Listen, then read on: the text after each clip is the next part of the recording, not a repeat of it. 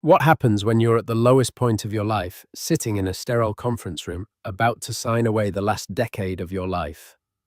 Your ex-husband is across the table, his arm draped around his new younger wife, who is busy admiring her Audemars Piguet watch. He smirks as you sign the papers, telling you that you're a relic destined to be stuck in the past. You walk out into the rain, utterly defeated. Then your phone rings. It's a lawyer from Sullivan and Cromwell requesting your immediate presence. You think it's a mistake, but you go. And that's when you discover that while your ex was showing off his new watch, you were about to inherit an empire. The air in the conference room at Rothwell and Finch was the colour of weak tea and smelled of expensive, soulless carpet cleaner. Amelia Hayes felt like a ghost haunting the scene of her own demise. For the past 6 months, her life had been a slow, agonizing bleed. Today was the cauterization. Across the vast, polished expanse of the mahogany table sat Ethan Davenport, the man who had once promised her forever, and had instead delivered a meticulously itemized spreadsheet of their shared assets, heavily weighted in his favor. He wasn't alone. Clinging to his arm was Chloe, his upgrade. Chloe was a symphony in beige. Her cashmere sweater, her tailored trousers, her impossibly high heels, all in slightly different shades of cream and tan. A palette that screamed effortless wealth. Her blonde hair was so artfully highlighted, it looked like spun gold, and on her wrist a rose gold. Audemars Piguet Royal Oak watch caught the dreary afternoon light. She wasn't looking at the legal documents. She was admiring the way the diamonds sparkled. Ethan, meanwhile, looked like he had been sculpted from the pages of a men's finance magazine. His Tom Ford suit fit him like a second skin, and he radiated the smug, unassailable confidence of a man who had just won. And he had. He had drained their joint accounts for a year to fund his secret life with Chloe, then used the best lawyers money could buy to ensure Amelia, with her university archivist's salary, would be crushed under the weight of legal fees if she dared to fight. "Can we expedite this?" Ethan asked, his voice a smooth baritone that Amelia now recognized as a performance. He gestured vaguely in her direction. "Some of us have a 2 o'clock tea time at Winged Foot." Amelia's lawyer, a kindly but outgunned public interest attorney named Sarah, cleared her throat. "We are simply waiting for Ms. Hayes to sign the final dissolution agreement, Mr. Davenport. As stipulated, Amelia waives all claims to future earnings and alimony in exchange for the remaining 6 months on her apartment lease and a one-time payment of $10,000. $10,000. It sounded like an insult, and it was meant to be. It was the cost of Chloe's handbag, which sat on the table like a pampered pet. For Amelia, it was the thin line between survival and destitution. Chloe let out a delicate, bored sigh. "Honestly, the things one has to sit through. It's all so archaic." She turned to Ethan, her voice a sugary whisper, loud enough for the entire room to hear. "Darling, after your golf game, should we stop by the dealership? The new Porsche Taycan in chalk white is simply divine." Amelia's hand resting on the document trembled slightly. They had test-driven a sensible Subaru the year before he left, and he'd told her they couldn't afford it. The lies were so numerous, so layered, they had formed the very foundation of their last years together. Ethan leaned forward, fixing Amelia with a look of profound theatrical pity. "Just sign it, Ames. It's for the best. You can go back to your books, your dusty old manuscripts. It's where you belong." He lowered his voice, but the intent was for it to carry. "Let's face it, you were always more comfortable in the past. You're an archivist. You preserve things that are dead. It's what you do.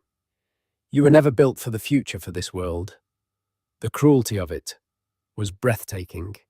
He had taken the one thing she was passionate about, her love for history, for the stories and legacies left behind, and twisted it into a pathetic weakness. He was framing his betrayal not as his failure, but as her destiny. Chloe added the final, devastating flourish. She glanced at Amelia's simple navy blue dress, a dress she'd owned for 5 years, and then down at her own diamond watch. Some people are just vintage, I suppose, and not in a charming way. A hot, acidic rage clawed its way up Amelia's throat. She wanted to scream, to tell Chloe that her future was built on stolen money and a hollow man, to tell Ethan that he was a coward and a thief. But she knew it would only delight them.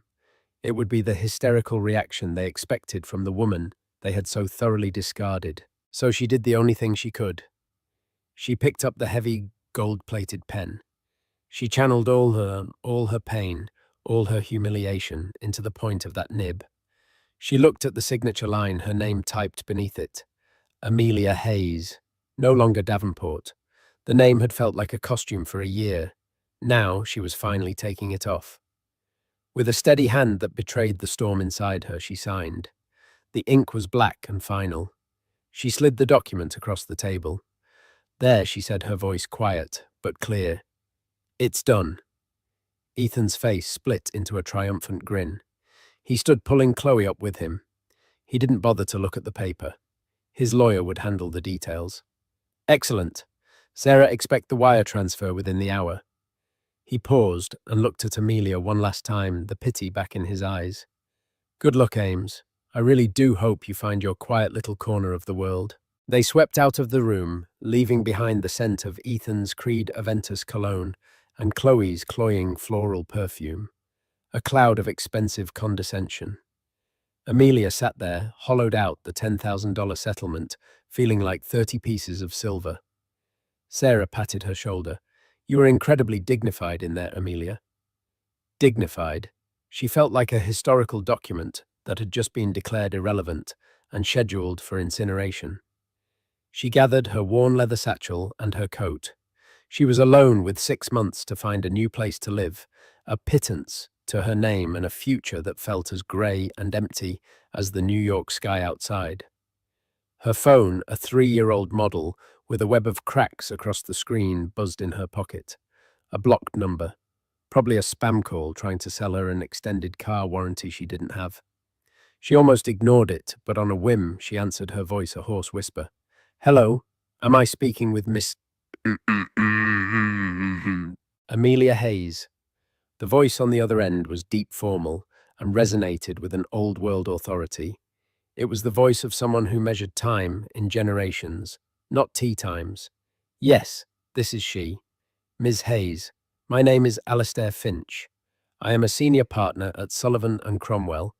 I am calling you on behalf of the estate of the late Mr. Silas Blackwood. It is a matter of the utmost urgency that I meet with you today. Could you be at our offices at 125 Broad Street within the hour? Amelia's mind short-circuited. Sullivan and Cromwell. That was one of the most powerful, prestigious law firms in the world. And Silas Blackwood, the name was a ghost from her childhood, her grandmother's estranged brother, a reclusive, almost mythical figure she had met exactly once at a family funeral when she was 10. He had been a tall, austere man with eyes that seemed to see right through you. He'd asked her what book she was reading, and when she'd shown him a history of the Romanovs, he'd simply nodded, said, "Legacy is a burden," and walked away. She hadn't seen or heard from him since. I think you have the wrong person," she stammered. "My great-uncle and I, we didn't know each other," Ms. Hayes, the voice said, with a tone of unshakable certainty. "I can assure you I do not have the wrong person. 1 hour. My assistant will meet you in the lobby." The line went dead. Amelia stared at her cracked phone, her heart starting to pound a strange new rhythm. Silas Blackwood, Sullivan and Cromwell. It was nonsensical, a bizarre cosmic prank on the worst day of her life. But then Ethan's final words echoed in her ears. "You were always more comfortable in the past." A tiny, unfamiliar spark ignited in the hollow space where her heart used to be. For the first time all day, it wasn't despair. It was a flicker of defiance. The taxi ride from the sterile midtown office of Rothwell and Finch to the imposing heart of the financial district felt like a journey across a chasm. Each click of the meter, was a reminder of her precarious financial state, the $10,000 settlement shrinking with every block. Amelia watched the city blur past a rain-streaked canvas of grey and neon. She was operating on a strange, detached autopilot, driven by a force she couldn't name. It was the same instinct that made her, as an archivist, follow a faint trail of ink on a forgotten map, a curiosity that momentarily overrode the crushing weight of her reality. When the cab pulled up to 125 Broad Street, a gleaming tower of black glass and steel that seemed to pierce the low-hanging clouds, she felt a fresh wave of intimidation. This was the world Ethan aspired to, a world of titans who didn't need to flaunt their watches because they owned the companies that made the steel. She paid the driver the fare, making her wince, and stepped onto the rain-slicked pavement. Before she could even process where she was going, a woman in a razor-sharp charcoal suit stepped out from under the building's awning. "Ms. Hayes." The woman asked her, smile polite but devoid of warmth. "I'm Clara, Mr. Finch's executive assistant. He's expecting you." Clara led her through a lobby of soaring marble and hushed, purposeful silence. The air here was different, cool, filtered, and smelling faintly of power. They bypassed the main security desk and were escorted to a private elevator bank. Clara used a keycard, and the elevator ascended with a silent, stomach-dropping swiftness. The doors opened directly into the reception area of Sullivan and Cromwell. It was less an office and more a baronial hall. The walls were panelled with dark, lustrous wood, hung with museum-quality paintings of maritime scenes. The quiet was absolute, broken only by the distant, rhythmic ticking of a massive grandfather clock. "Mr. Finch is in the main conference room," Clara said, her heels making no sound on the plush, deep blue carpet. She led Amelia to a set of imposing double doors and opened one for her. The conference room was vast. One entire wall was a floor-to-ceiling window offering a breathtaking panoramic view of the New York harbor and the Statue of Liberty. In the center of the room was a table that looked like it had been carved from a single gargantuan piece of obsidian. At the head of the table, silhouetted against the dramatic sky, stood a man who perfectly matched his surroundings. Alistair Finch was in his late 60s, with a mane of silver hair, a neatly trimmed beard, and piercing blue eyes. He wore a perfectly tailored three-piece suit of charcoal wool that made Ethan's designer clothes look like a cheap costume. "Hayes," he said, his voice the same calm, authoritative baritone from the phone. "Thank you for coming on such short notice. Please have a seat." He gestured to a single leather chair placed opposite him. It felt less like a seat and more like a witness stand. Amelia sat, placing her worn satchel on the floor beside her. It looked like a stray animal that had wandered into a palace. "Mr. Finch," she began, her voice trembling slightly, "I have to say again, I'm almost certain there's been a mistake. My great-uncle Silas disliked small talk, rarely attended family functions, and hadn't been seen in public since 1998. Mr. Finch finished for her, a flicker of a smile touching his lips. "I know. I was his attorney, his confidant, and one of his very few friends for the last 40 years. And he spoke of you, Ms. Hayes. Not often, but with a specific and notable interest." Amelia was stunned into silence. "He knew you'd chosen a life in academia, Mr. Finch continued, his gaze steady and assessing. "He knew you became an archivist. He once told me, Amelia preserves legacies. The rest of the world just consumes them." He admired that. He saw it as a sign of character, a quality he found to be in tragically short supply. "He knew about my work." The thought was both baffling and strangely touching. A silent, invisible patron she never knew she had. Silas knew a great many things.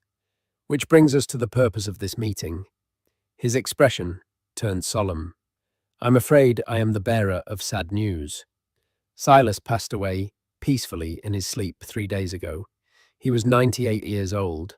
His instructions upon his death were explicit and absolute. The first was to seal his estate from all outside inquiries. The second was to contact you. He reached for a thick leather-bound portfolio on the table and opened it. This is a certified copy of Silas Blackwood's final will and testament executed 6 months ago. Amelia's heart hammered against her ribs. This was real. This was happening. A dizzying image of Ethan and Chloe at their golf club laughing flashed through her mind. Did he leave me something? She asked, her voice a whisper. A small keepsake. An old book. A few $1,000s would be a life-altering miracle right now. Mr. Finch didn't answer directly. Instead, he looked at her with an intensity that seemed to penetrate her very thoughts. Ms. Hayes, to understand Silas, you must understand his life's work. He was the founder and sole owner of Ethelred Global. Amelia vaguely recognized the name.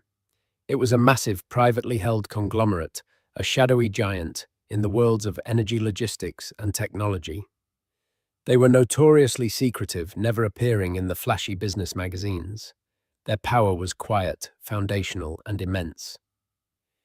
Ethelred is not a public company, Mr. Finch explained. As such, its value is not subject to market whims. However, a recent internal audit places the conservative net worth of its holdings at approximately $75 billion. The number hung in the air, so vast and abstract, it seemed to suck all the oxygen from the room. Amelia felt lightheaded. She gripped the arms of the chair to steady herself. Mr. Finch continued his tone, never wavering. Silas had no children.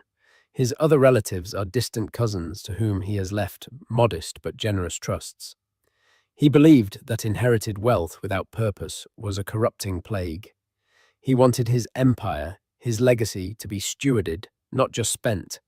He wanted someone with a sense of history of duty, someone who understood that the past must be preserved to build a worthwhile future. He slid a single sheet of heavy cream-colored paper across the polished table. It was a handwritten letter. The script was spidery, but forceful. Amelia, it began. If you are reading this, my account is closed. Do not mourn me. 98 years is more than enough. I met you only once, but I never forgot the girl reading about fallen empires while the rest of the family gossiped.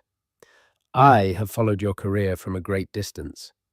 You chose a noble, quiet, and unprofitable profession. You chose legacy over currency. For that, you have earned my respect and now my burden. Amelia looked up from the letter, her eyes wide with disbelief. Burden read the rest, Mr. Finch urged gently. Ethelred Global is a powerful beast, and it is surrounded by jackals who would tear it apart for scraps. I am not giving you a treasure chest, my dear. I am giving you a throne and a kingdom full of courtiers and assassins. They will see you as weak, an anomaly. They will test you. Do not let them. Your skills as an archivist are more valuable than any MBA. You know how to find the truth buried in mountains of paper. You know how to spot a forgery. And you know the value of a story that has endured. This company is my story. Do not let them erase it.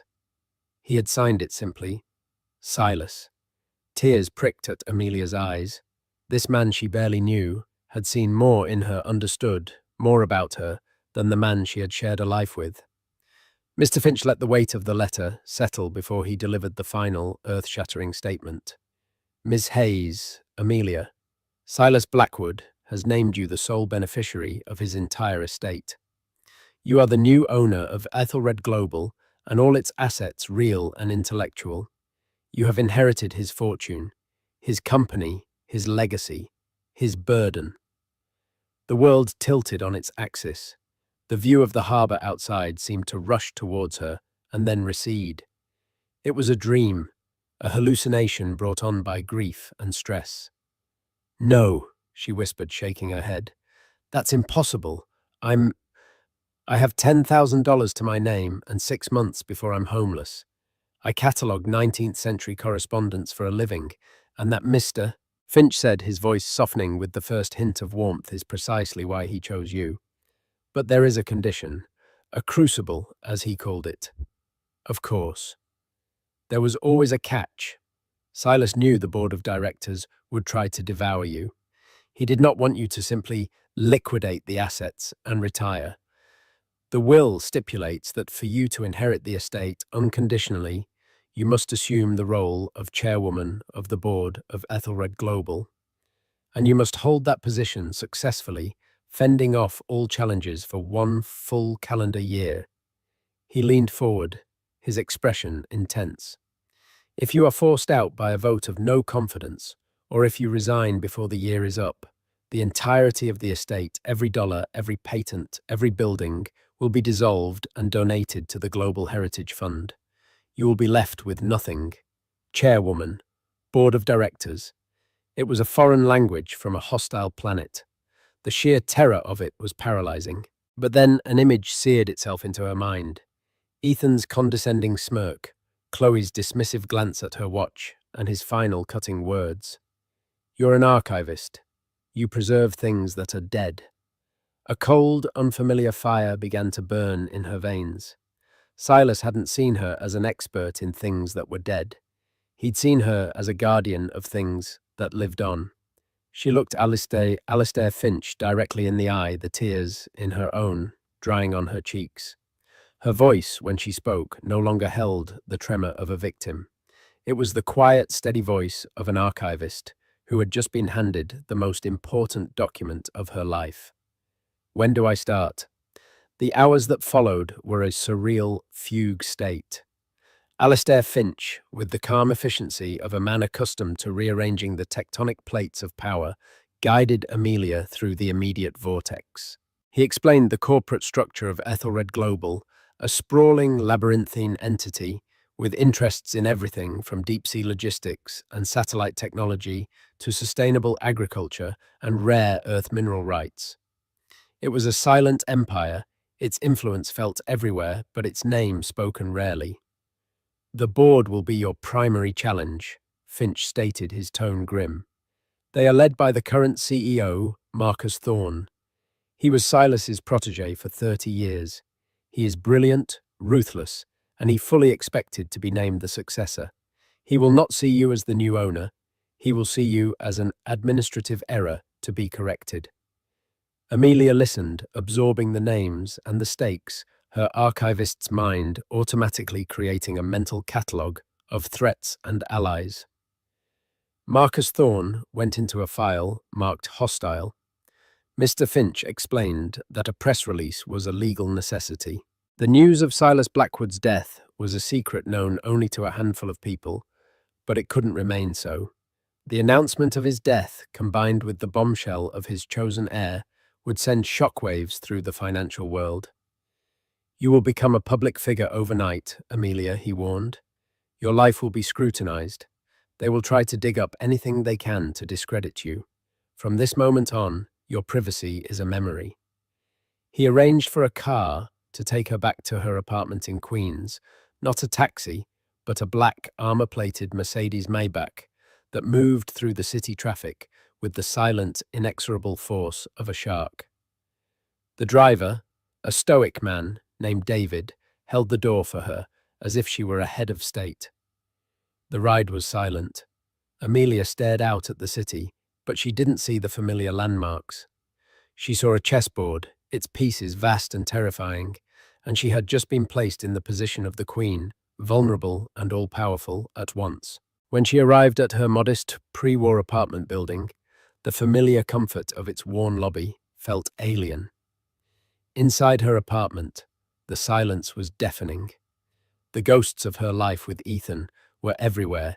The indentation in the sofa cushion where he always sat, the empty space on the bookshelf that used to hold his finance textbooks. For 10 years, this place had been a home. For the last 6 months, it had been a prison of memories. Now it was a museum exhibit of a life that no longer existed. She sat on her sofa, the one with the slightly frayed armrest, and pulled out Silas's handwritten letter. She read it again, and then a third time. Your skills as an archivist are more valuable than any MBE. You know how to find the truth buried in mountains of paper. It wasn't just a validation. It was a mission statement. He had given her not only his fortune, but the very lens through which to wield it. Her cracked iPhone buzzed. It was a text message from Ethan. Hey, hope you're okay. Sorry if Chloe came off a little strong. She's just excited about our future. LMK, you got the wire transfer. Drink sometime. For old time's sake. The condescension was a physical force pressing down on her. The offer of drinks was a final pat on the head, a gesture of magnanimity from the victor to the vanquished. He wanted to ensure she would fade away quietly. She didn't reply. She held her finger down on his contact, and with a sense of profound finality, deleted it. The next morning, the earthquake struck. As instructed by Mr. Finch, Amelia had put her old phone on silent. He had provided her with a new encrypted device, along with a laptop and a secure login to the Ethelred Global Archives, a digital treasure trove of the company's history. At precisely 9:01 a.m., the financial world convulsed. The press release from Sullivan and Cromwell went live. Silas Blackwood, founder of Ethelred Global, dead at 90. Estate names University archivist Amelia Hayes as sole beneficiary and new chairwoman. Amelia's old phone began to vibrate on the coffee table. It didn't just buzz, it danced, skittering across the wood like a panicked insect. The screen lit up with a cascading waterfall of notifications from news apps, social media, and a flood of calls from numbers she didn't recognize. The first call she answered on her new phone was from her mother in Ohio, her voice a frantic squeak of disbelief. Amelia, is it true? The news? They're saying you... Oh my lord, they're saying billions. Is this some kind of terrible joke? Amelia calmed her mother, promising to explain everything later. The second call was from her sister, a high school teacher in Chicago, who was just screaming with a mixture of shock and joyous laughter. Then a call came into her old phone from a number she still knew by heart. Ethan. She stared at the screen, her thumb hovering over the decline button. But a different instinct took over, the same instinct that had made her accept Mr. Finch's challenge. She needed to hear it. She needed to archive this moment. She answered, but said nothing, listening to the static on the line. Amelia. Amelia. Thank God. Are you seeing this? Is this real? It's on every terminal on the trading floor. Bloomberg, Reuters. They're calling you the archivist heiress. What the hell is going on? His voice was a frantic, high-pitched mess, stripped of its usual smooth composure. It's real. Ethan, she said, her voice a calm, flat C, a beat of stunned silence, then the sound of a sharp, ragged breath. Oh my God, he whispered.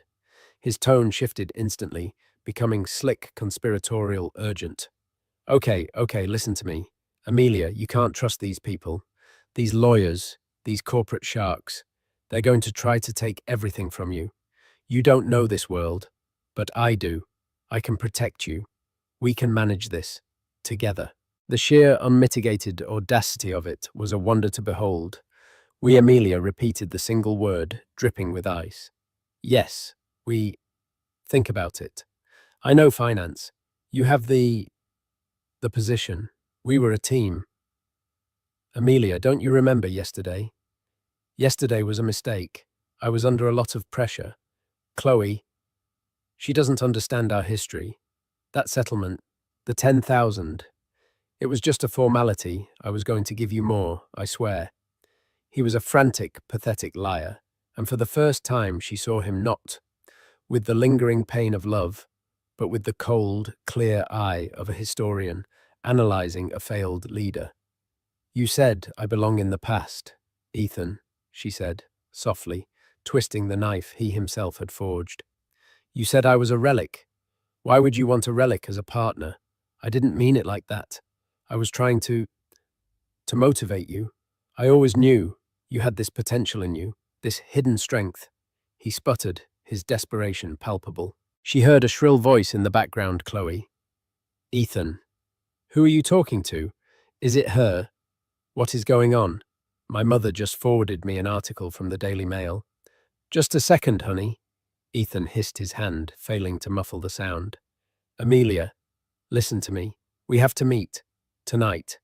We can fix this. I can fix this. I'll... I'll get rid of Chloe. It was always you, Amelia. It was always you.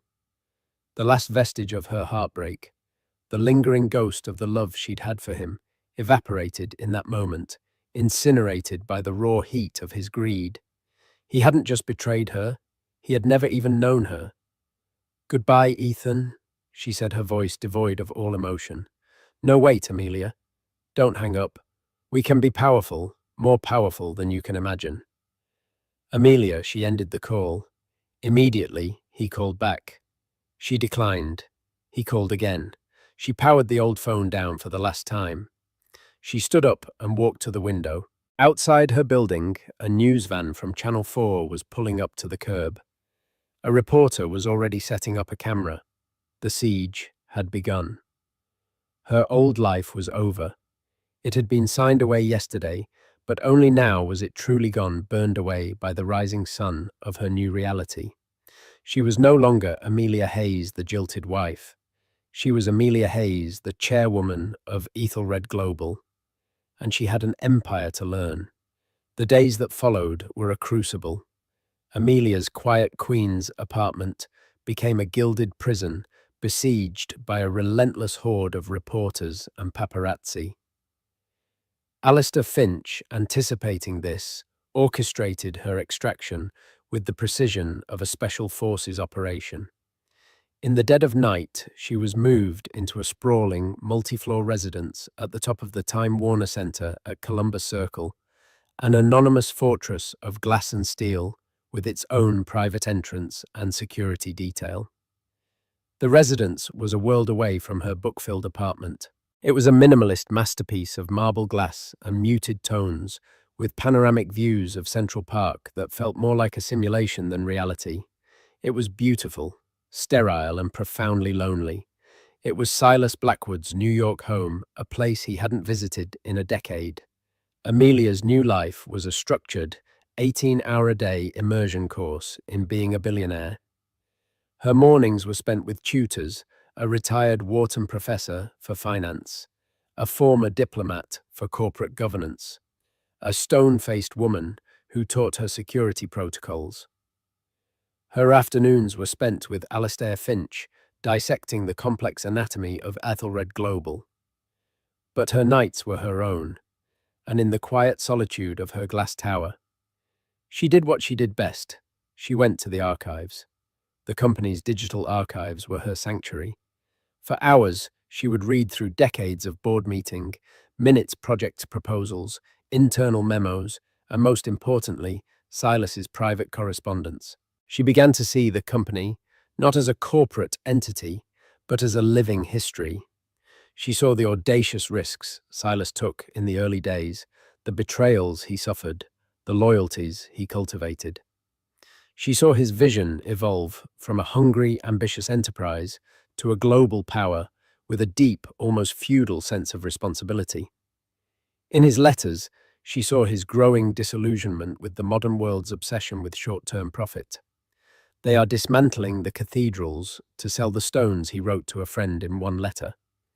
And she saw the rise of Marcus Thorne, his name appearing again and again, first as a brilliant young analyst, then as a ruthless division head, and finally as the CEO, his memos growing increasingly focused on quarterly returns and shareholder value, a language Silas himself seemed to rarely use. She saw the slow, subtle shift in the company's soul. Her first board meeting was scheduled for the following week. Finch warned her it would be an ambush. "Marcus will try to make you look like a fool," he said during one of their sessions. "He will present something complex, something laced with jargon, and demand an immediate decision. He wants to prove to the board that you are an empty dress, a placeholder. Your first test is to not take the bait." The days leading up to the meeting were a blur of preparation. Amelia barely slept, her mind a whirlwind of financial terms and corporate bylaws. The public scrutiny was relentless. Ethan and Chloe had embarked on a full-scale media tour, casting themselves as the tragic, concerned loved ones.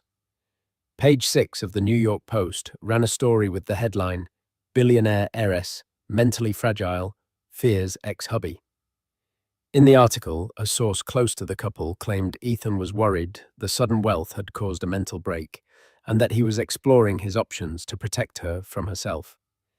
It was a clear public threat, the first move in a campaign to declare her incompetent. The morning of the board meeting, Amelia stood before a full-length mirror. A stylist handpicked by Finch's office had assembled a wardrobe for her. It wasn't flashy, it was armor. A tailored dark grey Armani dress, low-heeled but formidable, Louboutin pumps, and her hair pulled back in a severe, elegant chignon. The woman in the mirror was a stranger, composed, formidable, and radiating a quiet power she didn't feel. When she walked into the Ethelred boardroom on the 80th floor of their Wall Street headquarters, the effect was immediate. The room, a glass-walled cage suspended above the city, fell silent. The 10 board members, a collection of grizzled industry veterans and sharp-suited financiers, stared at her as she entered. It was a unified, calculated display of intimidation. At the head of the table sat Marcus Thorne. He was in his late 50s, with a handsome patrician face, perfectly coiffed silver hair, and the cold, assessing eyes of a hawk. He didn't rise.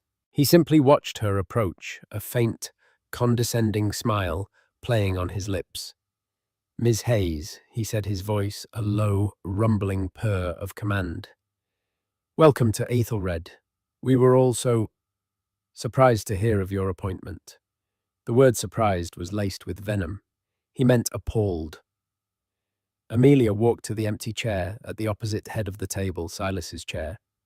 Mr. Finch took a seat slightly behind her, a silent, watchful presence.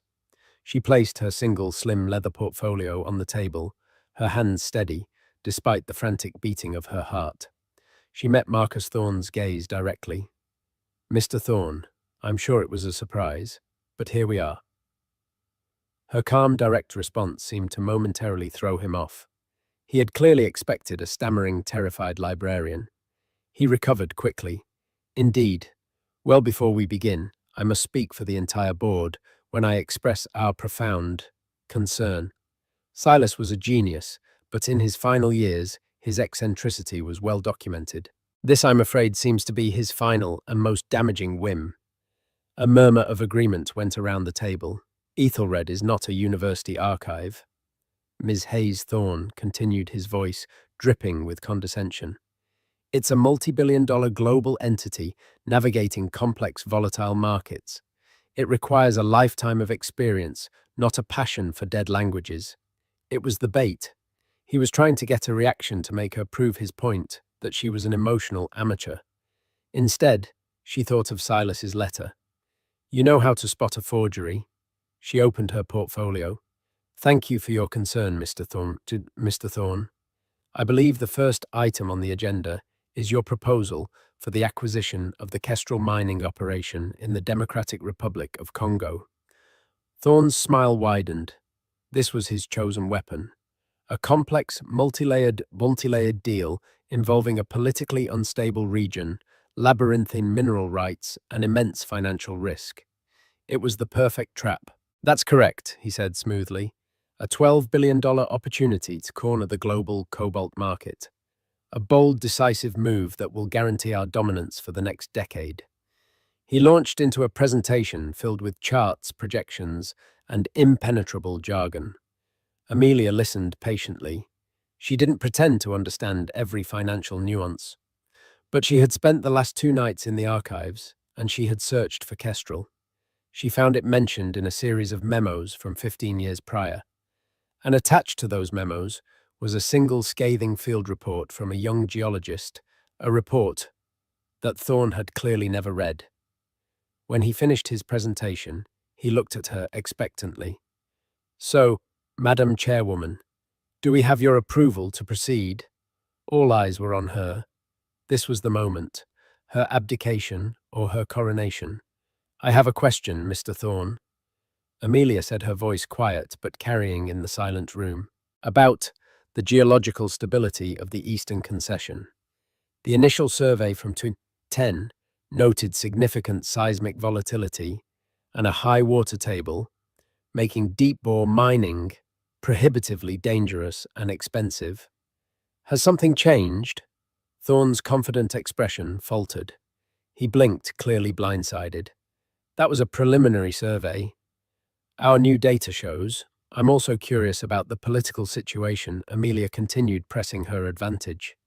I read that the current Minister of Mines, Jean-Pierre Mbata, is the nephew of the general who led the 2015 coup in that province. A coup, I might add, that resulted in the nationalization of all foreign assets for 2 years. Is it wise to invest $12 billion in a country where our ownership is dependent on the whims of a single notoriously corrupt family? A wave of unease rippled around the table. These were risks the board members understood.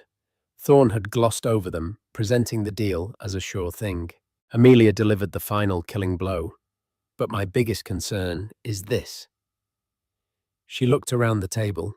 Silas Blackwood looked at this exact same deal 15 years ago. I found his notes on it in the archives last night. She paused for effect. He rejected it. His final comment on the proposal was a single sentence. Only a fool or a thief would build a palace on a fault line. The room was utterly silent. She had not used Thorne's language of profit and loss. She had used the language of the company's own history, the words of its founder as a weapon. She had shown them that she was not just the new chairwoman. She was the keeper of the company's memory, its conscience. Marcus Thorne's face was a mask of cold fury. He had been publicly humiliatingly outmaneuvered. Amelia looked at him, her expression unreadable. The Kestrel acquisition is denied. Now what is the next item on the agenda? She hadn't just survived, she had drawn first blood. The aftermath of the first board meeting was a quiet declaration of war. Marcus Thorne was too cunning to challenge Amelia directly again. Instead, he began a campaign of subtle sabotage, a death by 1,000 paper cuts. Crucial reports for meetings would arrive at her office minutes before they began, giving her no time for review. He instructed his division heads to overwhelm her with technical data, hoping to bury her in jargon. He became a master of passive aggression, praising her fresh perspective in meetings, while his allies on the board sighed and rolled their eyes. Simultaneously, the public war escalated. Ethan and Chloe were no longer just tabloid curiosities. They were professional victims. They hired a high-powered Hollywood publicist and began a carefully orchestrated media blitz. They gave a tearful primetime interview to Diane Sawyer, where Ethan, his face a mask of sorrow, spoke of the Amelia he once knew. She was this brilliant, gentle soul, he said, his voice thick with emotion. But this weight of responsibility, it's too much. I see her in these photos, and her eyes, they're like a stranger's. I'm not after the money. I just want the woman I love back from this corporate prison. Chloe, her hand resting on her barely perceptible baby bump, nodded sadly. We pray for her every night. The public narrative was insidious and effective. Amelia was painted as a cold, isolated figure, a tragic prisoner in a glass tower, while Ethan was the devoted ex-husband fighting to save her soul. It was a fairy tale in reverse, and the world was eating it up. The campaign was clearly designed to bolster their future legal claim that she was not mentally competent to manage her own affairs. Amelia felt the pressure closing in. The loneliness of her position was immense. She had no friends in this new world, only employees and adversaries. The board was a viper's nest of shifting allegiances, and Marcus Thorne was the serpent, charming them all. She knew she couldn't fight him on his terms. He was a master of corporate intrigue. She had to fight him on hers. Her only potential ally was a man she had only read about in the archives, Dr. Aris Thorne, Marcus's older, estranged cousin. Aris was the head of Ethelred's long-term research and development division, a semi-autonomous skunkworks that Silas had funded personally. Aris was a brilliant, eccentric scientist, responsible for some of the company's most important patents, but he was openly disdainful of the corporate culture Marcus had created. Silas's notes described Aris as the only man here who still looks at the stars. Amelia scheduled a meeting with him, not in the sterile boardroom, but at his labs in upstate New York. The facility was a stark contrast to the Wall Street headquarters. It was a chaotic, sprawling campus of greenhouses, workshops, and labs, humming with quiet, focused energy. Dr. Aris Thorne was a man in his 60s, with a wild mane of grey hair, a rumpled lab coat, and eyes that sparkled with fierce intelligence. He greeted her not with a handshake, but by showing her a prototype for a new water purification system powered by solar energy. "Marcus thinks this is a waste of money," Aris said, his voice a gravelly boom. "There's no quarterly profit in giving clean water to poor villages. He'd rather we invent a new flavor of soda." Silas funded this division for a reason, Amelia said, looking at the complex device. Aris's sharp eyes appraised her. "So, the archivist has been reading. Tell me, what do you really want?" "Ms. Hayes, you've survived your first encounter with my cousin. Impressive, but he's a patient predator. He's circling you right now, waiting for you to bleed." "I want to win," Amelia said simply. "I want to honor Silas's legacy, not the version of it Marcus has created. But I can't do it alone. Marcus has the board. He has the system. I have a history book." "History is a weapon," my dear Aris said, with a wry smile, "if you know where to look. Marcus has one great weakness. He believes he is smarter than everyone else.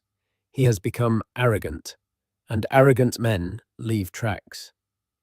He led her to his office, a cluttered space overflowing with books and blueprints. He pulled out a dusty box from a closet. "These are Silas's old project files from the 80s and 90s, the hard copies. He never fully trusted the digital archives. He said paper has a memory that circuits forget. Marcus has no idea these still exist. If he's been cutting corners, if he's been hiding his mistakes, the evidence will be in here. It will be your ammunition." Amelia spent the next week in that dusty office, her hands covered in paper dust, feeling more at home than she had in months. She cross-referenced the physical files with the digital records, and slowly, a pattern of deception began to emerge. Marcus Thorne had a history of burying projects that were his idea, but had failed, shifting the blame and the financial losses to other departments. More damningly, he had used shell corporations, a tactic she learned about from Silas's notes on his own early aggressive acquisitions, to purchase patents from struggling inventors and then sell them back to Ethelred at an immense markup.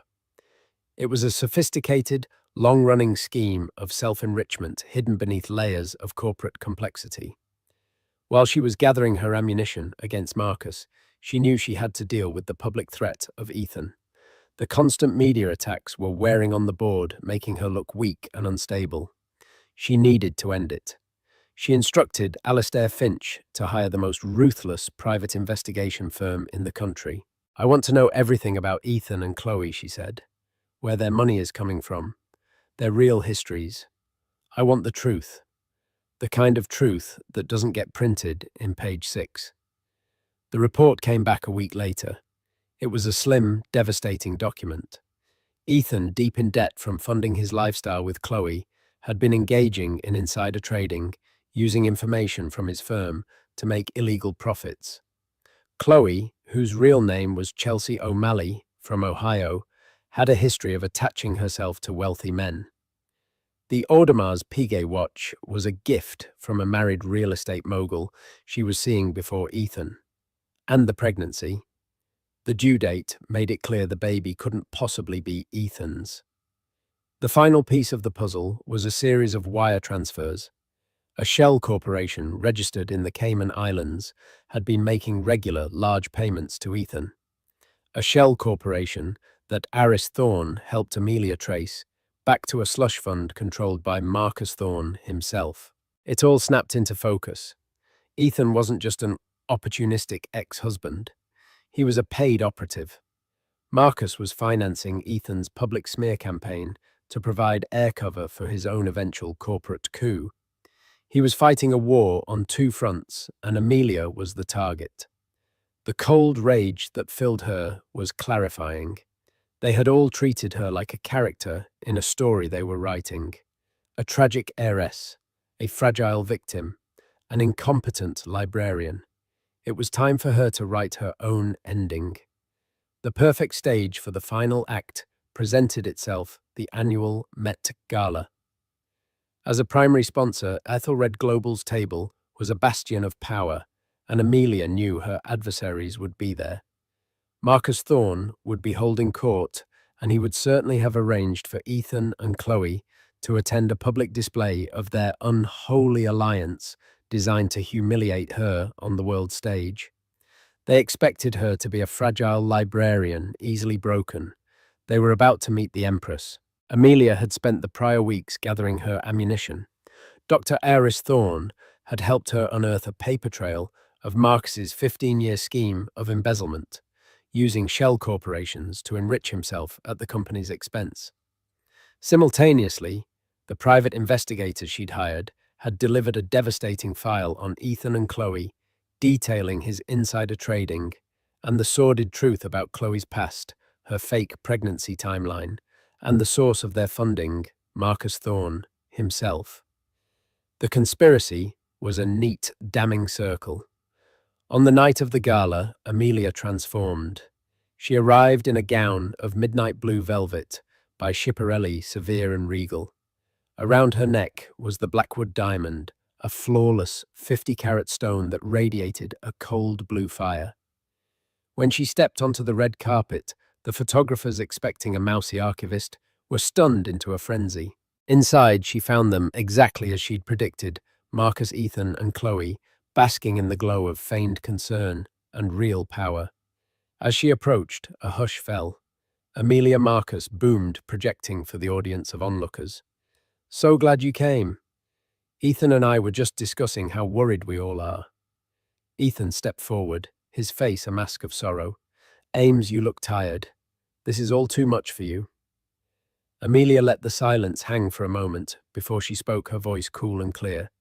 "That's touching, Ethan, and I'm so glad to see you both looking so well. That must be quite a generous stipend Marcus is paying you from his Cayman Islands account, the same one he uses to launder the money he's been embezzling from Ethelred for 15 years. A collective gasp rippled through the crowd. Marcus's face turned to stone. Amelia didn't pause. "As for you, Ethan," she said, her voice dropping, but losing none of its edge, "the CCC will be contacting your firm in the morning. Your friend at the hedge fund has already agreed to cooperate regarding your little insider trading scheme." Finally, she turned to Chloe, who was pale with shock. "And Chelsea," she said, using her real name like a weapon, "I do hope your actual baby daddy is prepared to foot your bills. Ethan's accounts are about to be frozen. By the way, the Audemars Piguet is a fake. A good one, but a fake." She had not raised her voice. She had simply presented her research calmly and methodically, like an archivist presenting her findings. She turned and walked away, leaving a tableau of silent, stunned horror in her wake, their lives and lies utterly dismantled in the heart of New York society. At the top of the grand staircase, Alistair Finch was waiting. "Checkmate, I believe," he said softly. The fallout was immediate and absolute. The morning after the gala, a ruined Marcus Thorne offered his resignation at an emergency board meeting. Amelia refused it. "A resignation implies you have a choice, Marcus," she said, her voice cold steel. "You don't." The board voted unanimously for his termination for cause, and as security escorted him from the room, his corrupt era ended. Days later, Ethan was indicted by the SEC, his public persona shattered alongside his finances. The year that followed was one of profound transformation. Amelia didn't just run Ethelred Global, she curated it. She steered the corporate giant toward purpose-driven profit launching, the Silas Blackwood Foundation for Historical Preservation, and fully funding Dr. Aris Thorne's Clean Water Initiative. She proved that integrity was not a liability, but Ethelred's greatest asset, earning the deep respect of a once skeptical financial world. A year and a day after her life was upended, she stood in the newly dedicated Silas Blackwood reading room at the New York Public Library. "He would be so proud of you," Alistair Finch said quietly beside her. Amelia watched a young girl in a corner, completely absorbed in a history book, and understood her true inheritance. It was never the money, it was the strength she had discovered within herself. Ethan had called her an archivist of the dead, a relic stuck in the past. He was wrong. She was a guardian of legacy, using the wisdom of history to build an enduring future. Her work was just beginning. And so Amelia Hayes, the quiet archivist, became one of the most powerful people in the world. Her story is a powerful reminder that the skills we cultivate in the quiet moments of our lives, our passions, our knowledge, our integrity, can become our greatest weapons when we are tested. She didn't just get revenge, she redefined an entire empire, proving that true power isn't about being the loudest voice in the room, but the most prepared. What did you think of Amelia's epic takedown at the Met Gala? Was it the perfect revenge? And what do you think is the most important part of a person's legacy? Let me know your thoughts in the comments below. If you were inspired by Amelia's incredible journey from heartbreak to head of the board, please show your support by hitting that like button. It helps our channel bring more stories like this to you. And if you don't want to miss the next dramatic tale of vindication and triumph, be sure to smash that subscribe button and ring the notification bell. Share this story with anyone who has ever been underestimated. Thank you for listening.